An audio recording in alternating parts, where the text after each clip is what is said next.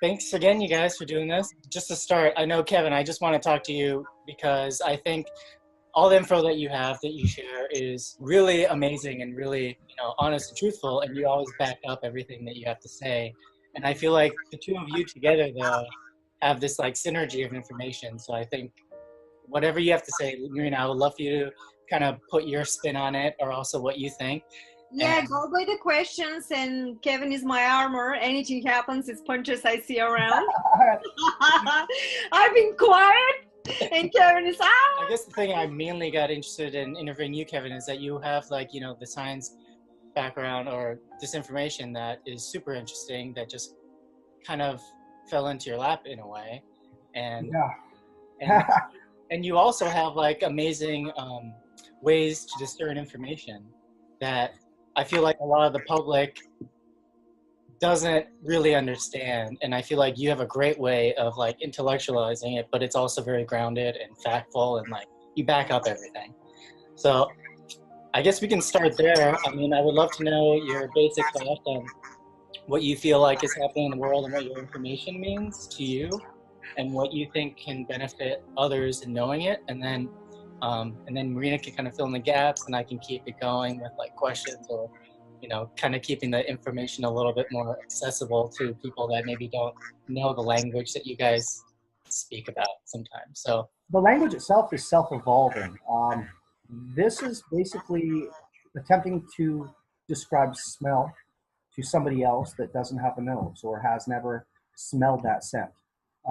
We're talking about an observational description, which is by far the simplest method to test functions, is to test them and observe them, and to attempt to gain a value or use that function in a way that perhaps hasn't been thought of before, or perhaps has been thought of and used, or underused, or misapplied, or relegated to useless by somebody else. So what we can do is move past the restrictions, and this is the most important part, is it isn't just the information that has been restricted, it's the food source, it's the nutritional values that we need to understand the higher value wave functions, to understand how to apply them. And without those nutritional sources, we don't actually induce the electromagnetic functions in our bodies that provide the connective bonds to our electromagnetic reality, our torsion-based system, as it were. When we're impeded from understanding electrodynamics or electromagnetic engineering based on the theoretical concepts that have been designed to impede us, we're looking at some very, very simple explanations. What's really interesting is I started looking at the dynamics that are being used to explain the physics of electromagnetism and electrogravitational propulsion dynamics. And first and foremost, we look at something that states that energy cannot come from nowhere. Energy is not electricity. Energy is movement, motion. It's gravitation. It's a reciprocation of movement or field functions that allow for a transition of energetic flows, derivatives. Thought itself is an electromagnetic wave value. So thought is a moving scalar function. We have to look at ourselves as a moving field. We have to look at ourselves as a moving field inside of a moving field inside of a moving field, as gears within a gyroscope. And each gear within a gyroscope allows for the compression value of the larger gear. Each gyroscopic rendition compression value is a total potential of the larger gear. So what we're able to do is compress values, compress inertial values. We actually use water to compress the gravitational value to induce electricity, and this is how hydroelectric systems work. And it's very easy to move past these restrictions when we ask one simple question. And that question is, what is the field that's moving the water? Because this is the field that we're using to generate the electromagnetic functions. Once we identify gravitation as an electromagnetic function, we have to identify how this reaction occurs. And it was through that investigation that I basically had to come face to face with the simple function of cavitation. Now, we've been taught since we were very young that our planet is a solid sphere. However, before that, we were taught when we were very young that the planet was a flat plane.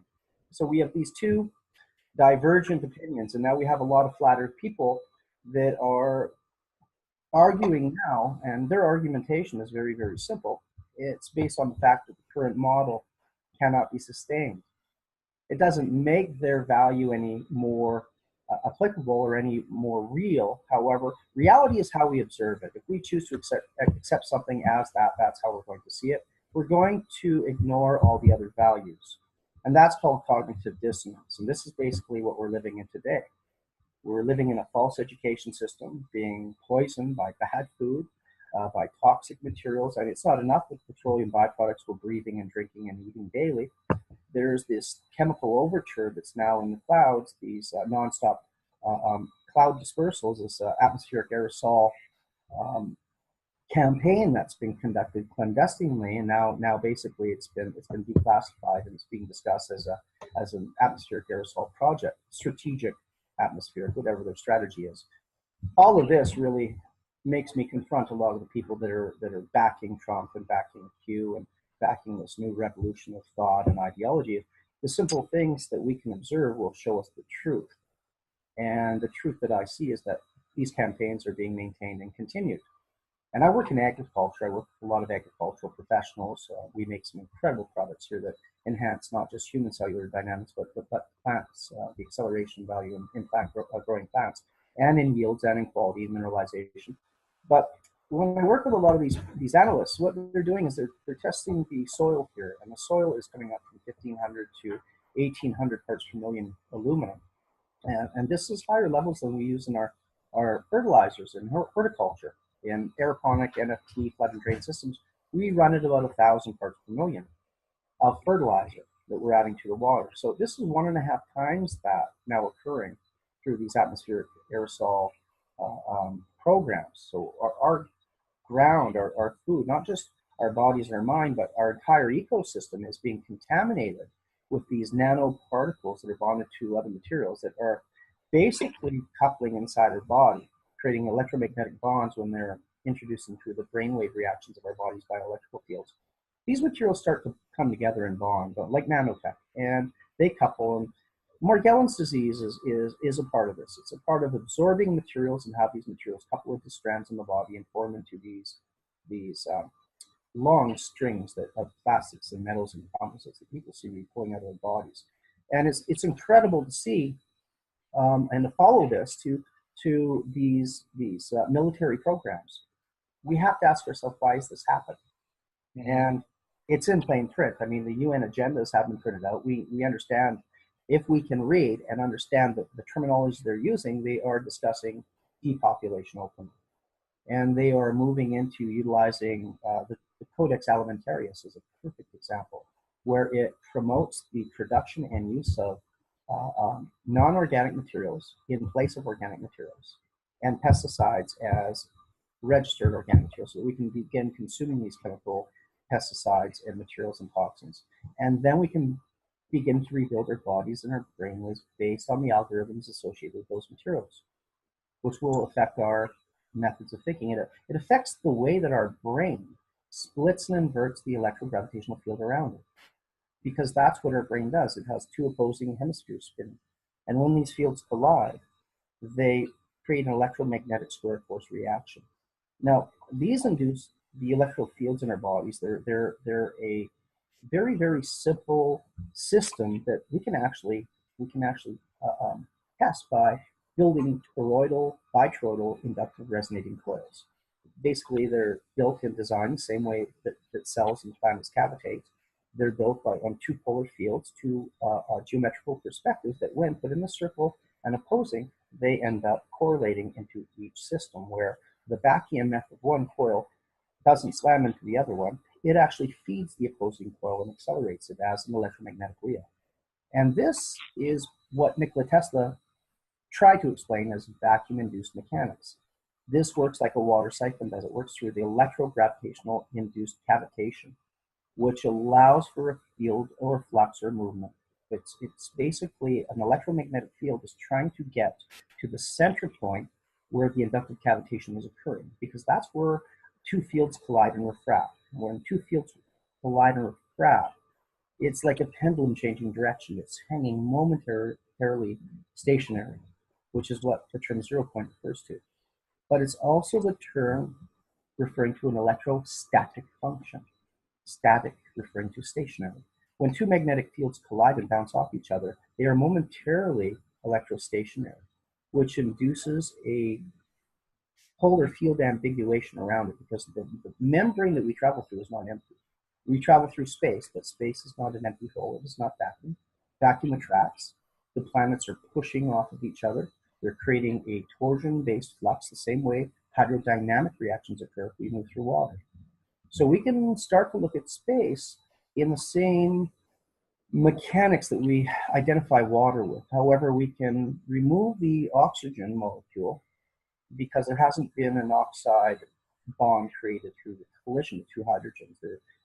Basically, the hydrogen in space is decoupled. What the term monoatomic is somewhat pedantic, because it is atomic is a singular field. Atomic is atomic. Monoatomic is like saying unicycle. But the atomic field of space is basically composed of hydrogen in a non-diatomic bond, which means it's inverted and repelling against the hydrogen around it, just like a bunch of tiny little magnets that are all inverted and pushing against each other. Now imagine what happens when all those magnets are in a field, even they're moving together in a flow, but they're all in a field. When something moves through that field, all of those little magnets invert and they start slamming together. They just couple and go click, click, click, click, click. And this is what happens when we move through space. We are basically creating diatomic hydrogen fusion by rupturing the spatial membrane as we travel through it, which then, like any broken magnet will do, it will not go back together. A magnet, when you break it, and you can test this with any magnet, break a magnet in half, try to put it back together. It will not. You just created two similar fields on the same face. So what will occur is that magnet will flip and slap together.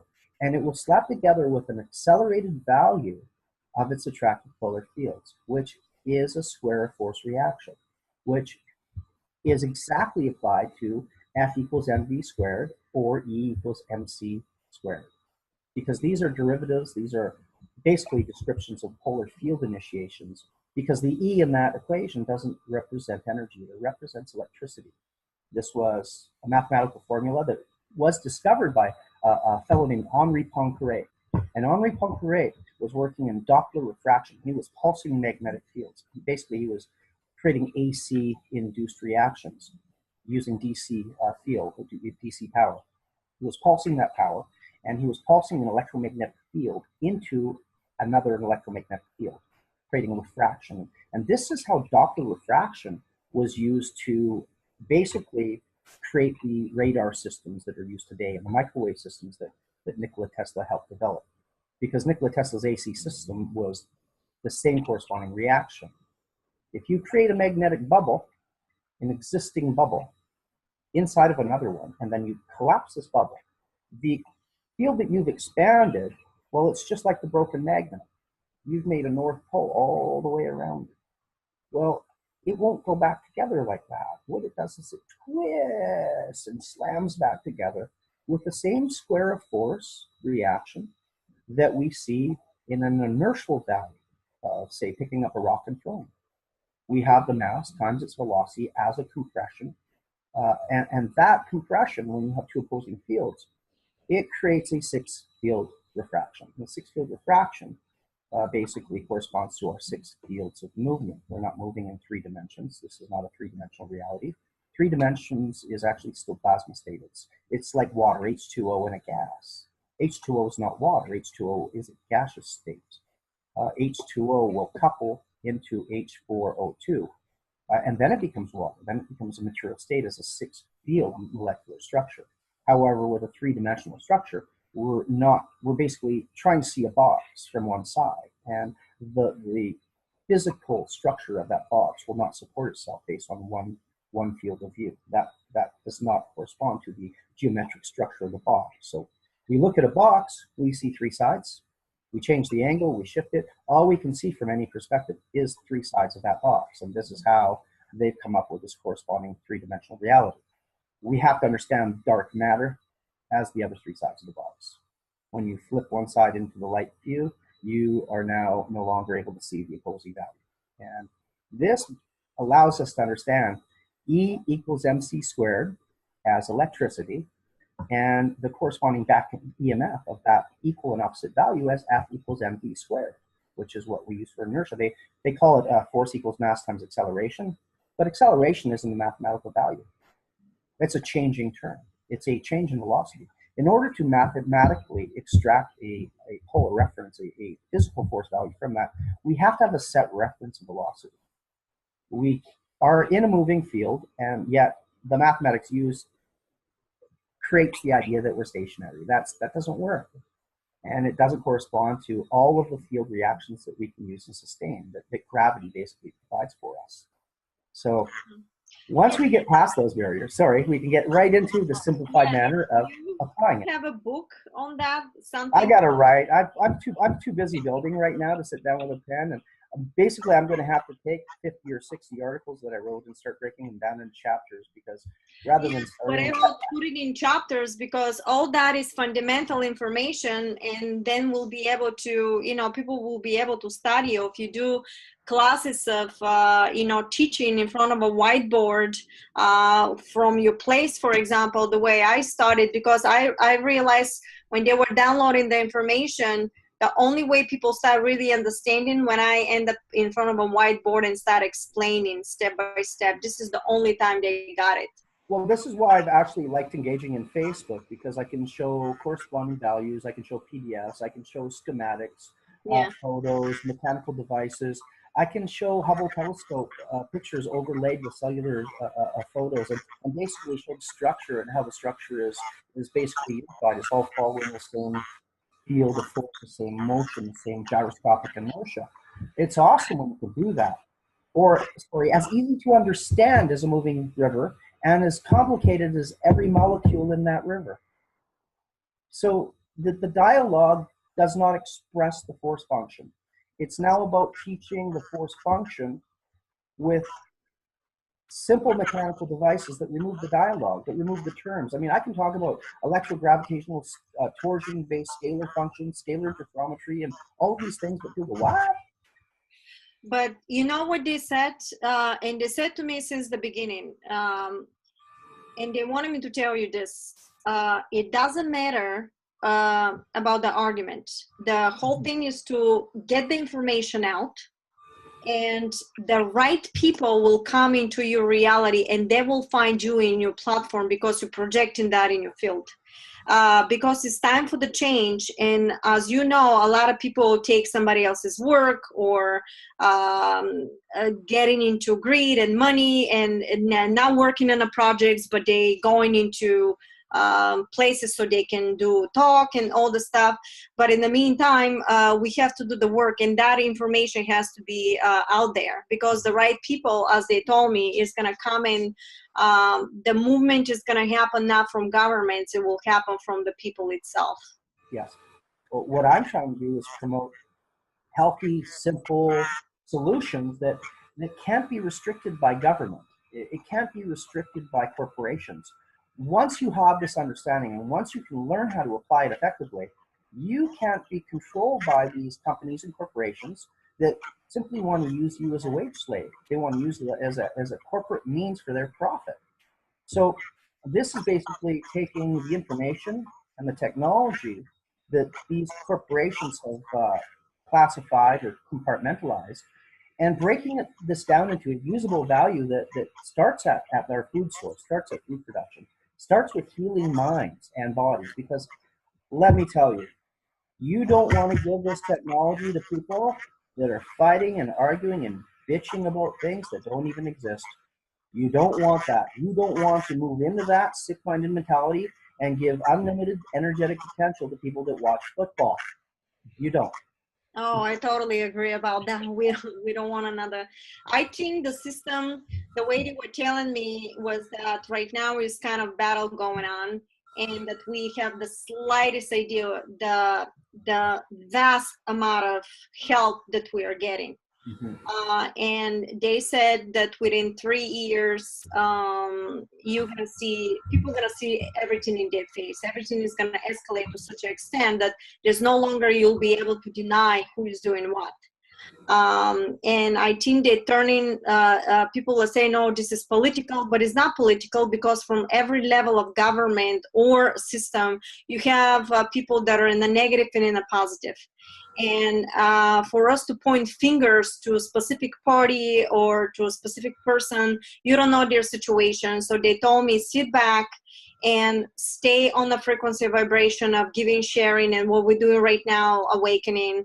And all that will fall into a timeline for you when you're going to see the changes accordingly to your vibration. And you, Kevin, know very well the system, how that thing works, you know, from us. So I think we should just start helping, and we should start exposing the information of all these technologies, and the right people will come, because I know that if anybody gives funding for people, will be the right people to build the infrastructures of cities, technologies that will give jobs to people that are really worth it, and everything else will follow depending on the hierarchy of how much they want to do and how, and eventually that's what's going to become the pillar of utopia societies. Because when we have all that, they said we no longer going to need the systems of monetary exchange and stuff like that. Well, energetic potential alone allows for that monetary system to be removed. Yeah, that's right. It is basically the device that we're using to convince other people that we have time and effort and value put into something. I find food is the best derivative to utilize that understanding, or share that understanding of what real money represents, especially with the increased food costs. Now, we're looking at such a high cost. I mean, if you try to buy organic food, you're looking at double or triple the cost often. And with that, we have to identify where most of the work value is going in people's lives, what they're paying to sustain their families in that food, and then look at simple ways of reducing, not replacing it right off the bat, because most people are working too hard on slave jobs. They don't have the time or the infrastructure to put into their own homes and their own families, and they haven't done so, and that needs to be done, but it can be done in steps. And some of these I'm gonna say it's something that you said about the whole magnets. When you break it and then they like flip, and then in order for them to come together, they kind of flip. Is that what you said, or they kind of? Yeah. I got a little. I put a video on YouTube, YouTube and Facebook, and have a neodymium N45, pretty powerful magnet. Not a huge one, but big enough that it would hurt you. Well, the thing that was so interesting about that is that I found something like this, and this kind of.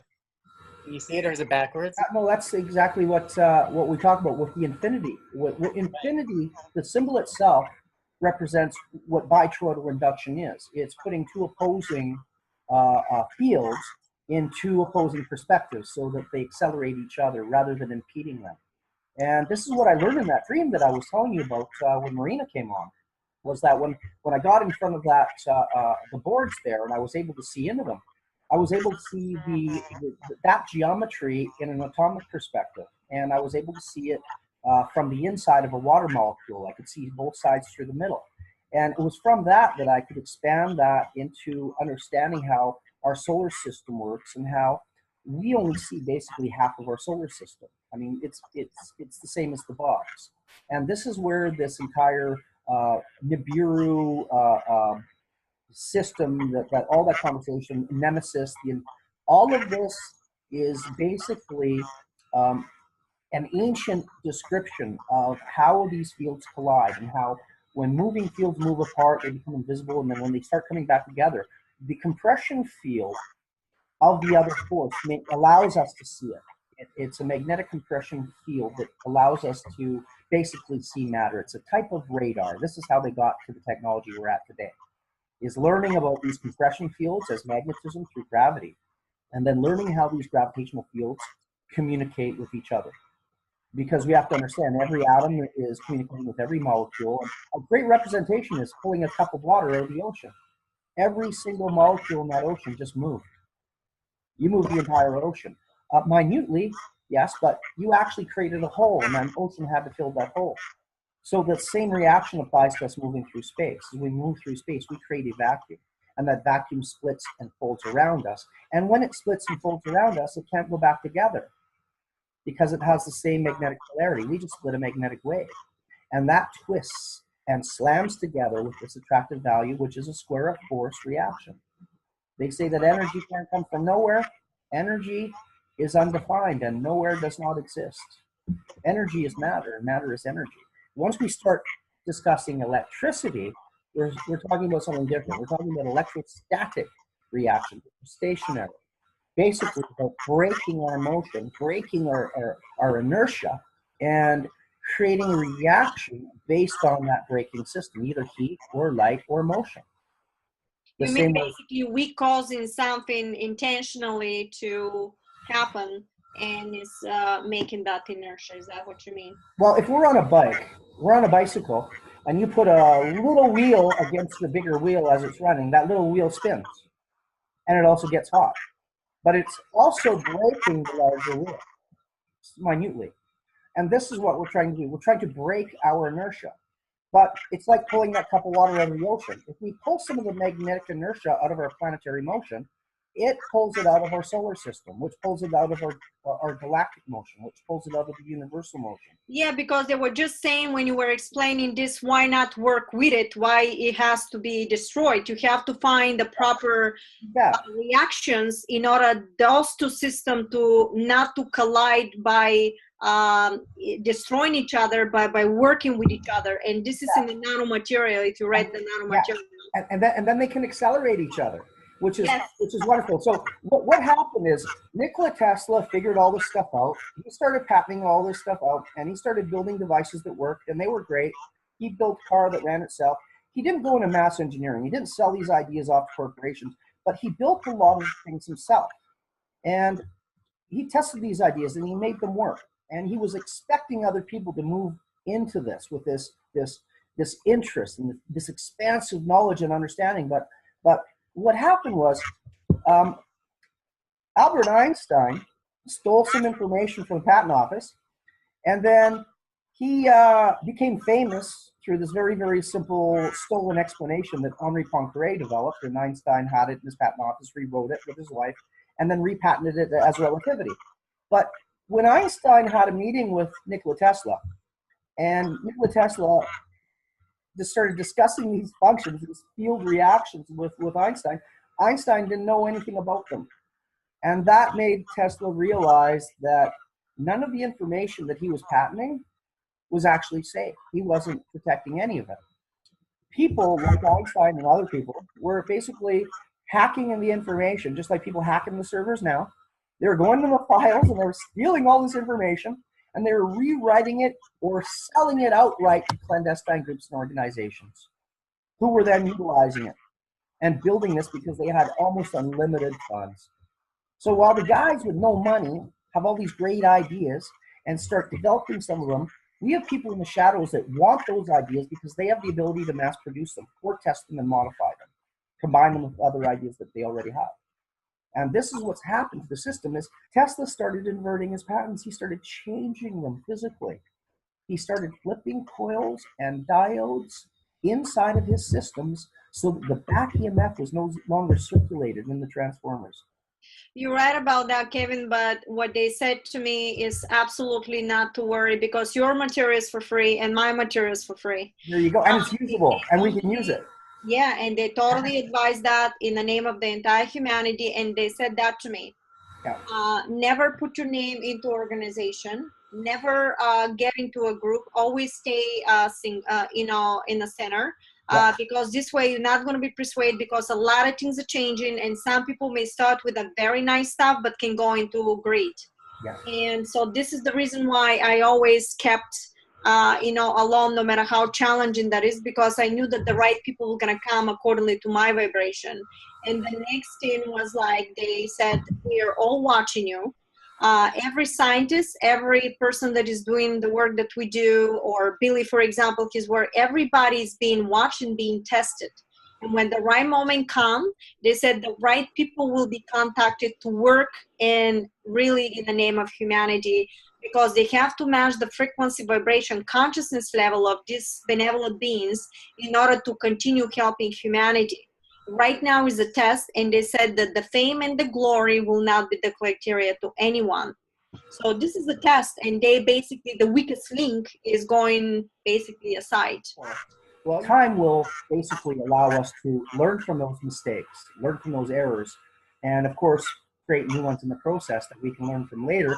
But right now, that information that has been sequestered and hidden away, it's been broken out, it's been broken into, it's being shared, and now it's about empowering people and basically showing them that they have the ability to do these things, that they're not complicated. They've been overcomplicated, but the simplicity of these reactions are natural. They're natural, like the water cycle, like a moving wheel. These inertial functions are simple, and we can taught the kids, and then we can extract those functions into how we're growing food, how we're growing cells, how we're healing bodies, how our minds work, how our planets are moving, and then we can start communicating outside of this small little area where we're creating all this resistance. And like you said, we invert the resistance and we start accelerating these fields. We can start communicating so much further away, so much clearer, so much faster, so much quicker. And then we're going to have corresponding minded life forms working with us instead of just observing us and hoping. What do you think is happening right now, Kevin? What do you think is happening with you through your dreams and the way my information comes? This is total telepathic connection nonstop, that when we need it is there, and the only thing they're asking from us to stay in the heart, in the name of humanity. That's how you stay with these beings, and you're being protected one way or another. I cannot tell you how many times they would say, stop saying anything, don't go there, or cancel that, or be quiet with this person. I have no idea why. Stop asking. Because every time I get involved, whenever they told me not to, I end up in a situation. So I've learned the process. So Yes. we've been helped in a lot of ways, especially if we stay in the platform of giving. They're not going to work with people that are greedy and is all about the money. They see, especially when it's manipulation, because they told me lie has no difference if you lie for a little thing or big thing. The motion, vibrational sequence of just the fact that you're thinking of doing that is what matters. It doesn't matter how big or small that is. Yeah, it's a catalyst. I mean, the good and the bad are both catalysts for more of the same. And it's about recognizing the intent as well, because that intent, that thought wave, that magnetic function that we project, it's the catalyst for these reactions. Well, let's talk about it very simply like that, just like from your point of view of energy, and then like our individual thoughts and emotions. Like, so our emotions, like in a way, inertia, and like what you're saying, thoughts is like an energetic, our thought forms are these energies that create matter in a way. So like, can you describe in a way that like an individual person can understand just in their own experience? Well, in the same way that you can show breaking a magnet, not going back together and inverting and collapsing upon itself with a higher level force, with an accelerated value that actually hurts your hand, it pinches. I've cut myself many times doing that. We can take that same understanding, that physical value, and we can look at what our brain is doing with these two magnetic fields interacting. And it's constantly doing the same reaction with the magnetic field around us, this existing electromagnetic field. If you want to call it electrogravitational field or electrostatic field, it's our existing frequency. It's our etheric potential. And when we split this potential, we induce that reaction. It's like clapping our hands. If we clap our hands and we miss, that energetic potential wasn't refracted into the heat and into the sound and into the thermodynamic reaction through refraction of two opposing fields. However, our mind is doing this constantly with an electromagnetic wave around us. It's splitting it and inverting it, splitting it and inverting it. It's like the butterfly effect. For doing something, and then 5 years later, because you did that thing, all these other things happen and it comes back. It's that value on an atomic scale, because we are basically with our thoughts splitting a hydrogen field, inverting it and compressing it, collapsing it into the diatomic bonds that cause the formation of matter. We are physically building our reality with our brain waves splitting an existing magnetic wave. So that's the mirror image you're talking about. Yeah. So when we look at the actual physical functions that we can test using these magnets or even magnetic waves, not just physical magnets, but torsion values, magnetic wave values, EMF fields. These fields can be split, and when they collide and refract, they can be read, just like the Doppler radar system. So we're going to be able to read information through these magnetic values. And this is where, you know, when you feel you're being watched, it's because there's another brain wave focused on you, articulating wave patterns, and your brain is splitting these fields in these gyroscopic patterns, and you sense presence through these articulations, because presence is a magnetic wave value, light is a magnetic wave value. These reciprocations are transceivers. They're transmitting fields, but they're also receiving fields. It's basically AC current. Our brains are designed in a way that we can receive information like radios, but we can also send information like a transmitter. And we're constantly doing this. We're doing this unconsciously. And when we're asleep, when we're in our subconscious state, our brain waves synchronize in a method that allows it to gain a higher frequency. We're no longer moving through daily stress. We're no longer going through these cognitive things. We're no longer planning. We're no longer remembering past. We're no longer planning future as imaginative values. We are basically living in the moment in our dream state. And this articulation, this higher frequency brain reaction, allows us to gain higher fields, higher levels of information from the existing field around us. It allows us to communicate through that field, just like sonar does, just like sonar. So when we are understanding that our brainwave functions actually, and this is great because Dr. Emoto, Masaru Emoto, did a lot of work on this, showing how brainwave function actually affects matter. So we can actually look and see those tests, and we can have our own values and our own tests. We can charge water with thought and then feed it to plants and watch what those plants do. These are real things that we can test. And once we see those values and we can see that thought can be trapped in water and that thought can be then transmitted into other living beings, we have to take a step back and go, wait a second. This reality is so much more involved. It's so much more connected. It's so much more intriguing. It's so much more energetic than anybody has ever said, because we can't express our own experience with words. We have to experience this. And once we do, we try to share this, but we can't really share an experience no more than we can prove something to somebody else. They have to have that experience. They have to prove things for themselves.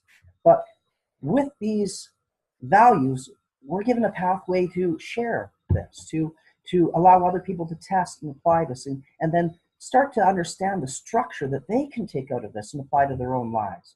And it's not going to force anybody to do everything differently, but it's going to provide values that allow them to improve their lives, improve their well-being, reduce their energetic needs, create more and leave less waste behind, just have a better pathway here. And it will take time, but the kids are getting this faster than the older people are. And the kids are seeing the damage because the kids are doing the same thing I did when I was a kid. Why is that? Why are we doing it? What the hell?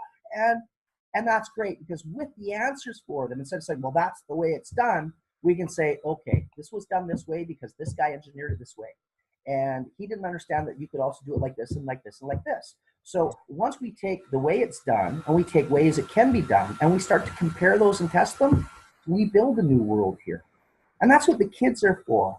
They're here to be excited and entertained and just thrilled to be given a chance to learn knowledge at this level that people just gave kingdoms away for thousands of years ago. Right. Unfortunately, most of the information that's just being ignored and wasted because of the psychological trap that's been created. And once we get out of that trap and show some simple values, and we start to break that box open, man. We start to give people energetic systems that are transportable and food that makes them think of things they've never thought of before. Because it's breaking down the pathogenic material that we're basically rebuilding ourselves with. And this, it's hard to stop. It's hard not to suffocate yourself and say you can't do anything when you're breathing poison, drinking poison, eating poison, and you live in a big city and you're surrounded by people that don't care. That's when you have to realize that, hey, you as an individual, you can change everything here. Every single person that gained fame through engineering or design or the Wright brothers, you know, those guys, they changed the world. They changed the world because they saw something different. They saw something that they could use, that they could test. And once they did that, once they proved that, look what happened.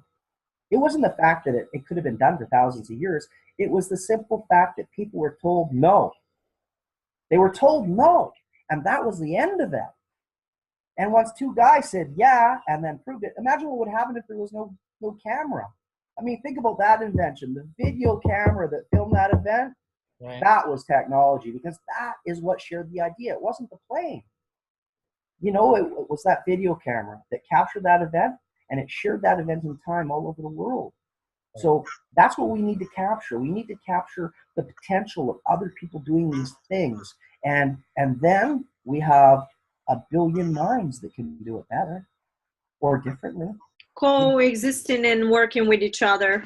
Mm-hmm. Except to be only one person, because what I've realized was always like a little bit of information from everybody, and when everybody puts their heads together, it's totally different information grows out of that, you know. And the way we speak to each other is very, you know, we have to realize that our voice and everything is also a sound wave, a sonic sound wave that creates whirlpools in a structure. And which would be my actually other webinar. Is very complex, Kevin. I can read you just two words if I may. They said words are sonic materialization of your holographic expression continuum, creates vortexes and expands like an elastic into a whirlpool structure, wormhole, holographic tunnel that is plastering infinite continuum into the matrix and creates the illusion of reality over and over again. That is metastructured. That is what looks like and feels like solid to you, but is actually cymatical sonic sound continuum, vibration, frequency, whirlpool, elastic. So imagine when those words get recorded and retransmitted and retransmitted and retransmitted. Yeah. That's why they need to be positive. And so they were saying that our words basically creates realities. Mm-hmm. Yeah. And that we be very careful how we express ourselves and how we say things, because the word is actually creating all this stuff. So this is going to be maybe the second webinar we do with you, Billy, you know, because it's too complex. I got to put it down in the front of a board. Mm-hmm. And like, yeah, all of that too. It's so interesting, because then all that is recorded like in our DNA. So then it's like we constantly live that same experience over and over until we start changing our thoughts and our emotions toward what we actually want, instead of what we're just being forced to see and look at and hear every day, you know. So yeah, I love the idea of like the energetic potential, because then it shows that, like, you know, by collaborating like this, by talking to like-minded people, by questioning things that, you know, could be better, I think is how energetically all these things are going to shift and change. Well, I think a lot of things are put already in motion. I think a lot of people are working on the ground on technologies and stuff like this. And I know, because I've spoken to some of them, it's on standby, because certain structures has to collapse in order new ones to be replaced, in order this program to be in motion. And what's happening right now is exactly, we're right in the middle of it. And that's why I just would encourage everybody to just relax and just be the best of yourself, because everything is going to come in exposure. It's not turning back. We built enough energetic force to move forward towards the new level of existence for us, and nothing can stop the will, because consciousness itself is ascending, and you cannot go against your own creation, because even if you're in the negative side, you're part of creation itself. So you can basically destroy yourself, but you will be given the opportunities to wake up. And if you don't wake up, you're going back to recycling in source. That's it. Well, it's interesting how so many people are trying to climb to the top when everything's There is no top. everything's on the ground floor. You know what we do on the ground, where the energetic value is. This is why every electromagnetic system is grounded. That is now. Yeah, you bet. It's great. Okay. Well, I can talk for days. So what's nice about this is that when I correspond with different people with different backgrounds, I receive different information, just like Marina does. These values can be shared and they can be tested in corresponding fields, which is excellent, because if we have an area where we have very intelligent, very bright, very energetic people, willful beings that want to move in and want to adapt and want to apply this, and they can't because the structure does not allow it, we have to look at the structure, what's been seen incorrectly or what's being put in as a barrier. Because I was contacted, I guess about 3 years ago now, by some neurophysicists working for the US government, and they were actually located in, one fellow lived in Philadelphia, but their labs were in New Jersey, so they were right around you guys. And this one fellow, he read an article that I wrote. I was talking about synaptic insulation, insulating the nerves, and how the noble metals would provide based on the molecular structure, how they provide a transfer junction point. They allow for a field of travel through them based on their molecular structure, which is very similar to Nikola Tesla's LC shuttle circuit, or what's been called the Kabbalah. That ratio allows for a concentrated flux reaction to occur with the same field reaction by splitting a polar value and oscillating it into two opposing directions and pulling the square force initiation out and leaving the two oscillatory functions to maintain that reaction, where they're actually moving basically like that, like a brainwave. Yeah, like in the material. I have that in the material, but it's in pyramid. Why is it a pyramid? Well, the interesting thing about the pyramid is the pyramid creates two refractions. Look at the pyramid as 3 dimensions, and then look at the opposing pyramid as 3 dimensions. And this is basically the 6-dimensional representation of our gyroscopic flux. And that allows us to tap all 6 dimensions at once and then basically use the geometric structure as a compression system by refracting each opposing value into each opposing value, which then splits the wave again, creating the same opposing value. And that's how they built these capacitors. And this is basically— Oh, I learned something from you. It's neat, eh? And the pyramid shape itself basically is a lever. It splits the gravitational value into 2 equal and opposing frequencies, which then creates a correlation on the longitudinal wave underneath it, because now you're dealing with 4 sides with a greater value of compression than the base longitudinal value.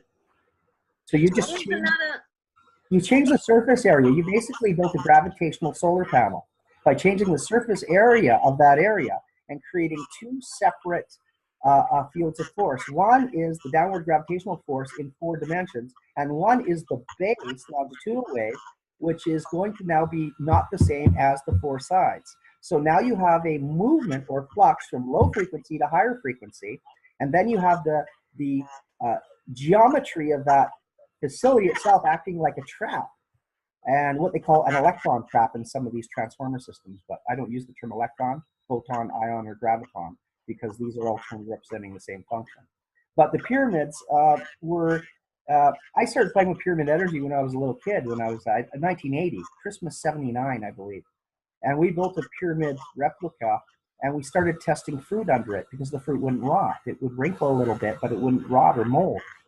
So what I didn't understand— Does that make sense to you?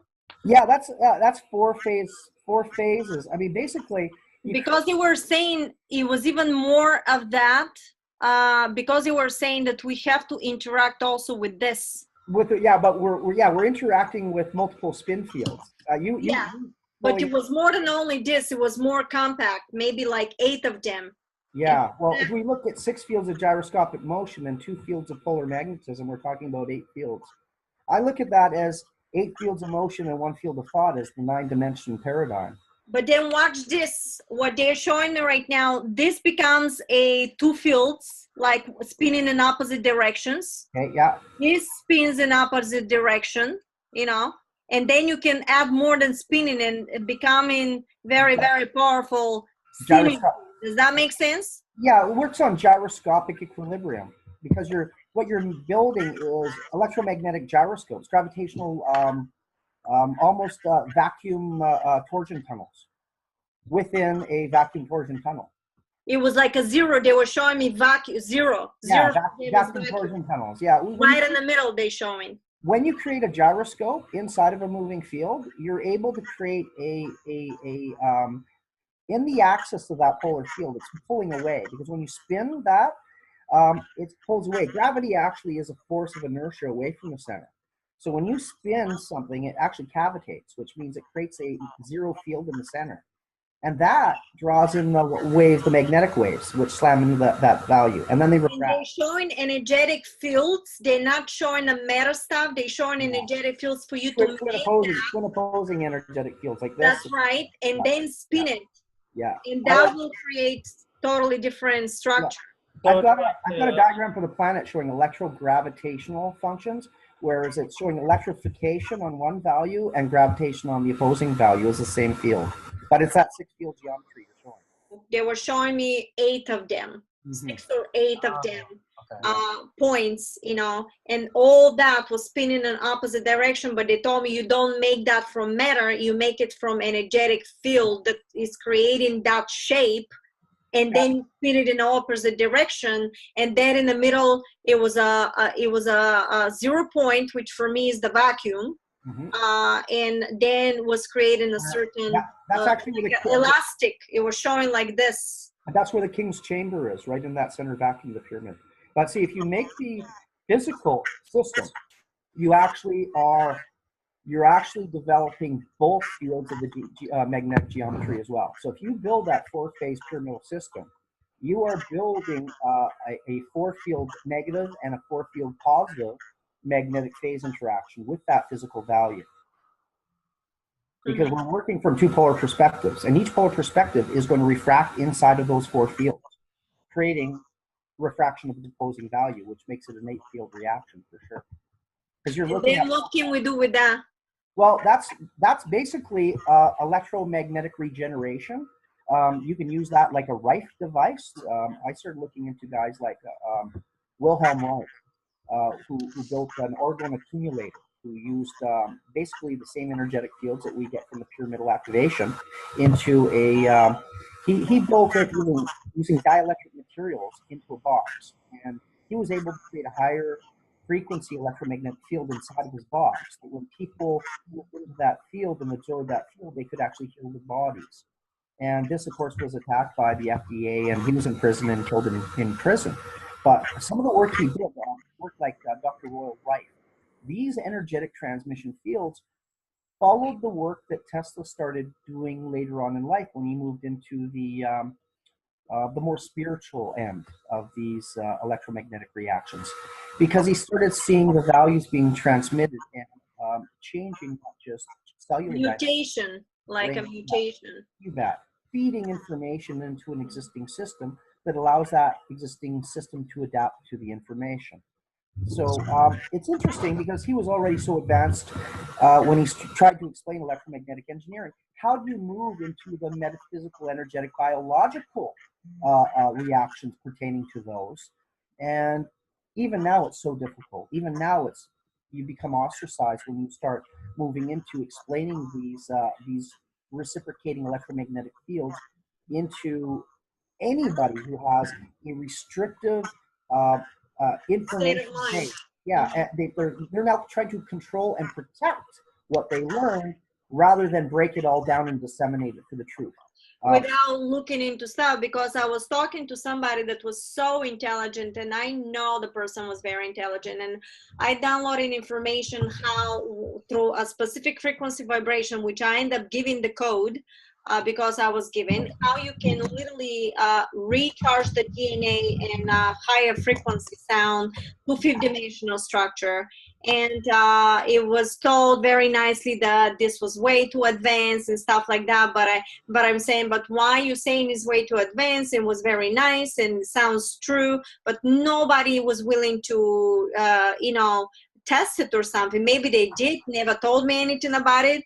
But it was like until we start collaborating with each other. And I also talked with a geneticist, you know, and he was doing theoretical work.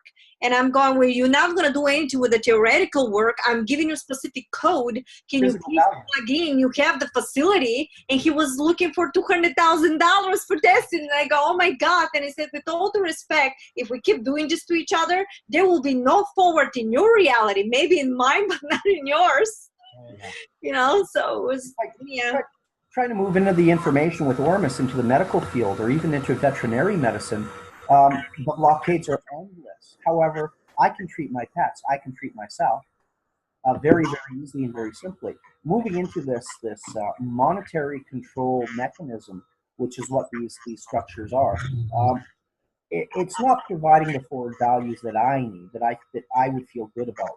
And the most important thing that I feel is I don't want to lose myself in chasing a financial goal or chasing a business plan. I don't want to lose my identity in fame and fortune. I don't want to lose what I have now and appreciate. I want to grow from that and expand from that and not regret the path that I take down the road thinking, oh, geez, I screwed this all up, man. We don't want to do it this time. This is literally ascension process, and we got to do it right this time. You don't want to repeat all that. Yeah. So now it's about just sharing stuff that people can utilize. And I thought that the Ormus was a good step with that. And through that, our agricultural program, through that, the energetic functions that we're working with and experimenting with, those can now be applied to the horticultural program. And I think that is the value that we need, a very closed, clean, energetic production and food production system. And from those two things, I think everything else will grow. Most of the medical issues will go away once we have a clean food production system again. Mm-hmm. Yeah, and I think that's great because all the stuff you share, like on an individual level, definitely got my attention. I think the more that we continue to do that and share all that we have to offer, I think more people are gonna like start working with each other, and you know, like getting this energetic potential moving much more faster than trying to make money or getting rich from it. Well, talking to this physicist today, he has a engineering facility in Abbotsford, and they've got a $30 million investment company coming in there because everybody wants to invest in the cannabis horticulture here in BC now. It's ridiculous. We got multinationals coming in from everywhere, and most of these companies, most of the people, they don't have any knowledge base, so they're just grasping at straws. So the people that have a good crew and a really tight knowledge base, they're going to do very well, even with the old model in production. Once we apply this new model to it, it's going to be one of a kind. Once we apply the energetic production values to this and through these gravitational systems, there will not be any other way of doing this. There will simply be a movement toward the airplane, just like what the Wright brothers did. There's not going to be an argument that this can't be done. It will be shown as to be possible and to be a better way of doing this. And then it's how fast can we get on board? How fast do we catch up? How fast can we explore this and expand this? And this is where I think it's really important that the individuals, people on the ground floor, learn these things and have them explained in a basic way, in a simple way that they can start testing and utilizing for themselves, start showing their kids. Because that gets them away from these corporations that will want to try to take this information like everything else, mass produce things like everything else, and then get people back on the wage slave program because they're going to make it easier and cheaper and quicker. And you know what? We don't need to go that route anymore. Once the understanding of electromagnetic functions are really grasped, once that simple idea is understood, transportation, work, food, all the things that we need, everything that we're working for are now provided. It's a rethink process. It's rethinking our government, because look what the people that we have chosen to govern us have created this system that's allowed the corporations to prey on us. So that has to be removed, but it can't be removed by force. It has to be removed by having better ideas and replacing the issues with the better ideas, not just pointing out the problems, but pointing out the solution and then applying it and seeing what works best for these problems. And it will take a little bit of time, but the solutions are here, and now they just have to be expanded. That's all. this is the process. It's a process. We can, people say, oh my God, I'm going to be here and then moving with the event. And I go, you don't understand the process of the event. You have to experience through the stuff. You can't be one day here and all of a sudden you're a completely different reality. You don't know what you're doing in there. You know, so it's a step-by-step process, I think, moment to moment. And what we're doing right now is actually what we need to be doing and helping each other out and interact and teach everybody, whoever wants to listen to. So in the end note, Billy, I want to thank you so much for having us. And Kevin, you're my armor. I told you that. Well, I like to be an example that anyone can do this, because I didn't have the advanced schooling. I didn't go into post-education. I didn't do any of this. I worked in a restaurant when I was 19. I quit when I was 21. I've been working for myself since I was 21. I'm now 47. When I turned 40, I got a gift. I got this information, and I wish I got it when I was 20, because I would have gone a different way. I would have done different things. I definitely would have. So it's really important that people understand that it's not about an education. It's not about spending decades studying this. It's about taking one new thing and examining it in a new way and creating an idea of how to use it. And everybody can do this. It's not going to be just the super smart people, because I'm not super smart. I just managed to get a bunch of stuff into my body that increased my brain and my cellular regeneration a little bit. And it took all the other materials that were creating the barriers and it just pushed them aside.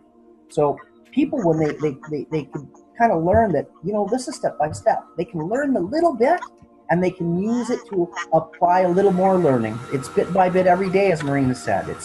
This should be our lives. This should be how we grow up, excited and learning things every day and sharing things every day. And it turned into something else along the way. So it's good to be turning it back. It just feels good to be able to do something about it.